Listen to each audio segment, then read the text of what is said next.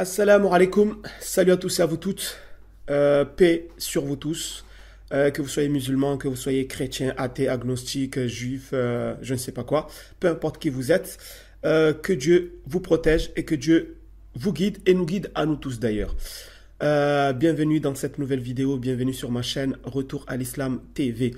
Donc dans cette vidéo, en fait, je voulais partager tout simplement avec vous, en fait, un échange, un dialogue avec un chrétien. Je pense que c'était un pasteur. Je ne sais pas exactement quel est son niveau. Mais en tout cas, c'était un dialogue assez sympa. D'accord? Donc c'est pour ça que j'ai voulu partager ça avec vous.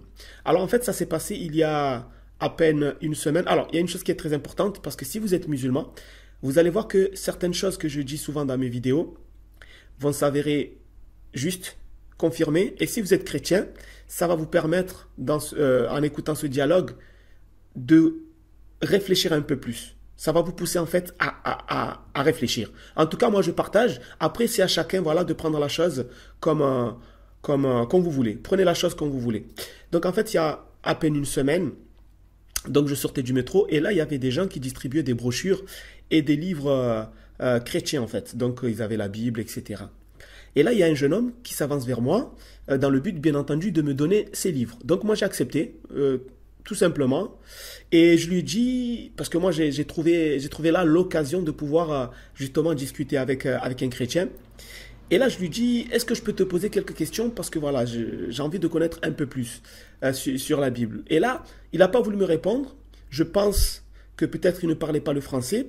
Je sais qu'il y avait des Français, peut-être qu'il y avait des gens qui n'étaient pas français, ils étaient mélangés.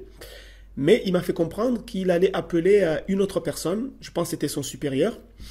Donc je pense que c'était le responsable du groupe. C'est pour ça que je dis que peut-être c'était un pasteur. En tout cas, il est parti l'appeler. Donc moi, j'ai patienté tranquillement. Et la personne est venue. C'était un homme. Donc je lui dis, voilà, écoutez, votre ami m'a passé ses livres, mais j'avais juste quelques questions à vous poser. Et il m'a dit, franchement, il n'y a aucun problème. Pose-moi toutes les questions que tu veux, on pourra discuter. J'ai fait OK. Et moi, je lui posais juste une seule question. Je lui dis, moi, je m'intéresse à la Bible, tout ça. Je lis la Bible, je lis d'autres livres. Et je lui dis, comment ça se fait que dans la Bible, il est dit que Jésus se prosternait pour prier et que aussi dans la Bible, il est dit que les prophètes aussi se prosternaient. Comment ça se fait que vous, les chrétiens, vous ne vous prosternez pas? Donc, je lui fais comprendre qu'en fait, je voulais juste des explications. Je n'étais pas là pour envoyer des clashs, mais c'était juste qu'on m'explique. Parce que voilà, j'avais pas compris. En lisant la Bible, je vois que les prophètes et Jésus se prosternaient, et quand je regarde les chrétiens, ils ne se prosternent pas pour prier. Et écoutez, subhanallah. Regarde, et franchement, c'est pour ça que je dis cette personne-là, c'est le genre de personne avec qui tu as envie de discuter, parce que c'est une personne, en tout cas, qui a été sincère. Surtout le début. Il a été sincère. Et là, franchement, il m'a regardé, il m'a dit, je suis d'accord avec toi, c'est vrai que dans la Bible, les prophètes se prosternaient, c'est dit que les prophètes se prosternaient. Et écoutez ce qu'il va me rajouter. Et il va me dire, moi, texto, il a dit, moi, chez moi, quand je prie, je me prosterne. Alors là, c'était un coup de massue. Sincèrement, je suis resté, en fait, pendant quelques secondes, je l'ai regardé, parce qu'en fait, je ne m'y attendais pas qu'ils me le disent clairement. Parce que souvent, quand tu discutes avec certains chrétiens, ils vont te sortir plein de trucs, ils vont te dire mais non, on prie comme on veut, on fait ce qu'on veut, parce que c'est l'Esprit Saint qui inspire le croyant, donc il peut prier comme il veut, etc. Alors que lui, ça se voyait qu'il connaissait franchement bien la Bible, parce qu'en plus, la Bible qu'ils m'ont passée, en fait, c'était une Bible arabe traduite en français. Donc ça veut dire la personne déjà peut-être connaît d'autres langues, donc il connaît ce qu'il y a vraiment dans la Bible. C'est pour ça que je me suis dit que sûrement c'était un pasteur. En tout cas, c'était pas un croyant normal. C'était pas un chrétien normal comme les chrétiens qui viennent sur Internet pour dire souvent des... Enfin, ils font du copier-coller et ils les envoient sur Internet. Ça se voit que c'était quelqu'un qui connaissait bien. Parce qu'il m'a regardé, il m'a fait, je suis d'accord avec toi, c'est vrai que les prophètes se prosternaient, il n'y a aucun souci sur ça. Et après, il m'a avoué que lui, chez lui, eh bien, quand il prie, il se prosterne. Alors là, je lui dis, mais comment ça se fait que, alors que dans vos églises, eh bien, personne ne se prosterne quand vous priez? Et écoutez la réponse qu'il m'a donnée. Franchement, c'est une réponse incroyable. Il m'a dit, en fait, dans les églises, c'est pas pratique parce qu'il y a des bancs. Il m'a dit, c'est pas pratique parce que dans les églises, il y a des bancs. Et moi là, franchement, j'ai souri.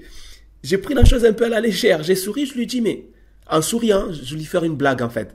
Je lui dis, mais dans ce cas-là, vous enlevez les bancs, vous mettez des tapis, mais là, ça fait comme les mosquées. Et là, tout d'un coup, il n'a pas souri du tout.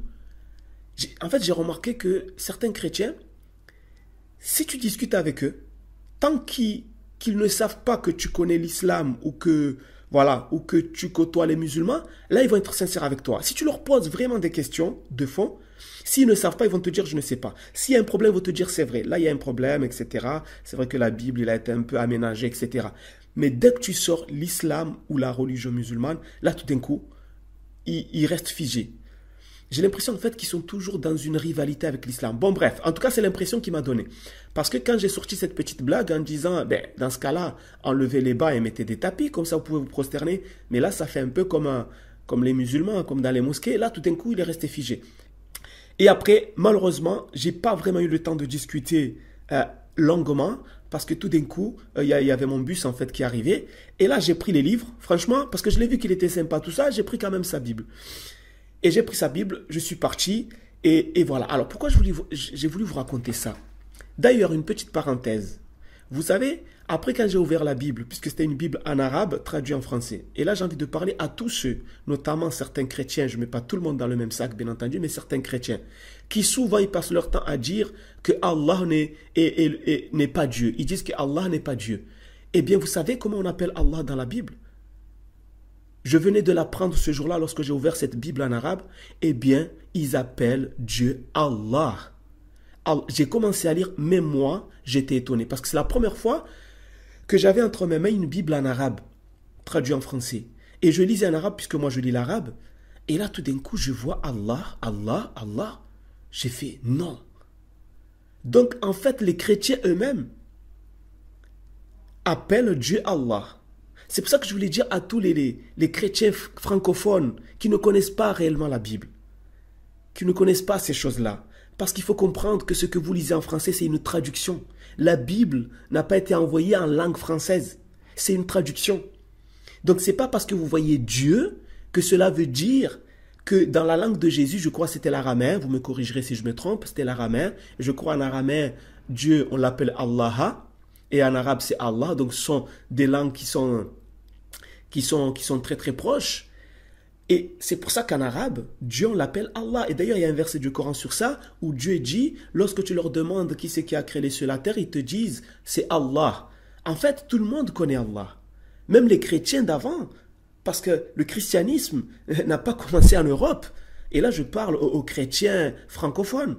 Arrêtez de passer votre temps à dire « Ouais, mais Allah n'est pas Dieu ». Parce que lorsque vous insultez Allah, vous êtes en train d'insulter le Dieu des chrétiens. Votre Bible en français, c'est une traduction. C'est comme si aujourd'hui un musulman français prend le Coran en français et qu'il voit le mot Dieu. Et lorsqu'on lui dit « Mais Dieu dans le Coran, c'est Allah », il te dit « Non, non, non, c'est pas Allah, c'est Dieu ». Mais ça, c'est la traduction. Mais en arabe, dans la langue du Coran, en tout cas la langue originale, c'est Allah. Mais là, tu lis la traduction. Eh bien, j'ai envie de dire aux chrétiens francophones, prenez une Bible arabe, Dieu, on l'a toujours appelé Allah. Mais ce que vous lisez dans vos Bibles françaises, c'est une traduction. D'accord? Et les pasteurs, les vrais pasteurs qui connaissent vraiment le christianisme, les vrais prêtres qui connaissent le christianisme, ils vous le diront. Dieu a toujours été appelé Allah, Allah, etc., etc. Mais ce que vous lisez dans vos Bibles, c'est tout simplement la traduction. Donc c'est juste une parenthèse pour vous dire que Dieu a toujours été appelé Allah. Donc arrêtez de dire que Allah n'est pas Dieu, parce que là vous êtes en train tout simplement de disqualifier votre propre Bible en langue arabe. D'accord? Donc pourquoi je vous ai raconté ça? Parce qu'en fait, vous comprenez qu'en réalité, les vrais pasteurs, ceux qui connaissent réellement le christianisme, ils savent qu'ils doivent se prosterner. Ils le savent qu'ils doivent s'incliner devant Dieu. Mais ils ne le font pas, ou comme ce pasteur-là avec qui j'ai parlé, il le fait chez lui. Mais alors, pourquoi il le cache? Pourquoi il ne le dit pas directement aux fidèles? C'est pour ça que Allah nous dit dans le Coran, ce verset, écoutez bien ce qu'Allah dit dans le Coran, car Allah nous l'a déjà dit dans le Coran, que certains prêtres, certains leaders religieux, notamment chrétiens et juifs, cachent la vérité à leurs fidèles. Vos prêtres, vos pasteurs, ceux qui connaissent réellement la Bible, vous cachent la vérité. Il se peut que eux-mêmes, c'est pas qu'il se peut puisque lui, il me l'a avoué. En fait, quand ils sont chez eux, je me demande s'ils n'adorent pas Dieu comme les musulmans l'adorent. Et après, quand ils sortent dehors, ils y vont, ils disent à leurs fidèles que non, vous pouvez adorer Dieu comme vous voulez, etc., etc. Ils cherchent des excuses. Pourquoi ils cachent la vérité? Moi, franchement, ça me fait du mal au cœur. Ça me fait mal au cœur, en fait. Parce que ces gens-là, ils sont en train de détourner les quelques chrétiens, souvent qu'on voit sur Internet, qui, eux, ne savent rien de leur religion. Et ils sont en train de les détourner, alors qu'ils connaissent la vérité. Mais ils ne veulent pas leur dire. Alors, amis chrétiens, cherchez la vérité par vous-même. Certains de vos pasteurs, certains de vos leaders, certains de vos prêtres vous cachent la vérité. Tout ce qu'ils vous disent, c'est du blabla. Dans la Bible, Jésus lui-même, il dit qu'il est un envoyé. Dans la Bible, Jésus dit que Dieu est plus grand que lui. Dans la Bible, Jésus se prosterne. Et dans la Bible, les gens s'inclinaient pour adorer Dieu. Et je vais vous donner les références. Tout simplement, pour ceux qui veulent les références. Hein, ce qui prouve que les gens se prosternaient. Ce n'est pas moi qui est en train de l'inventer. Allez-y dans l'évangile de Matthieu, chapitre 26, verset 39. Puis ayant fait quelques pas en avant, Jésus se jeta sur sa face et pria, ainsi, etc. Chapitre 26, Matthieu, chapitre 26, verset 39. La Genèse, chapitre 24, verset 26. Alors l'homme s'inclinant et adora l'Éternel. Les gens s'inclinaient, les gens se prosternaient. Et le Coran est venu justement pour confirmer cela. C'est pour ça que les musulmans s'inclinent et se prosternent. D'ailleurs, j'ai déjà eu une discussion à ce sujet avec 3 témoins de Jéhovah. C'était 2 jeunes filles qui ont voulu aussi me sortir de l'islam. Et quand j'ai commencé à discuter avec eux, mais bon, ça c'est une autre anecdote. Peut-être un jour, je vous dirai un peu ce qui s'est passé ce jour-là. Mais quand j'ai commencé à leur sortir ces versets-là, et que je leur disais que les musulmans, eux, se prosternent, etc., j'ai vu qu'il y avait parce qu'elles étaient 3, 2 qui ont commencé à se poser des questions. Même ils m'ont demandé, mais qu'est-ce qu'ils disent quand ils sont prosternés, quand ils s'inclinent, les musulmans? Bon, bref, mais ce n'est pas ça le sujet d'aujourd'hui. Donc, amis chrétiens, apprenez bien votre Bible. Parce que, sincèrement, si vous l'apprenez bien, votre Bible va vous ramener vers l'islam. Obligatoirement. Si vraiment vous cherchez la vérité. Parce qu'en réalité, beaucoup d'entre vous ne cherchent pas la vérité, vous cherchez la rivalité. C'est-à-dire, au lieu de chercher la vérité dans le but de sauver vos âmes. Parce que moi, quand je doutais de l'islam, et moi, j'ai pas honte de le dire, je suis né musulman, certainement j'ai douté de l'islam. D'ailleurs, c'est ce qui m'a poussé à lire la Bible, etc. Parce que moi, je cherchais la vérité. D'accord? Mais alhamdoulilah, peut-être Allah a vu au fond de moi une sincérité. Il s'est dit, lui, il veut la vérité. Parce que moi, je voulais adorer Dieu. Tout simplement. Je m'en foutais de ce que disaient les gens ou les uns et les autres. Et Allah m'a guidé vers l'islam. Alors, est-ce que vous cherchez la vérité ou vous voulez être dans une certaine rivalité avec l'islam? Parce que si vous êtes dans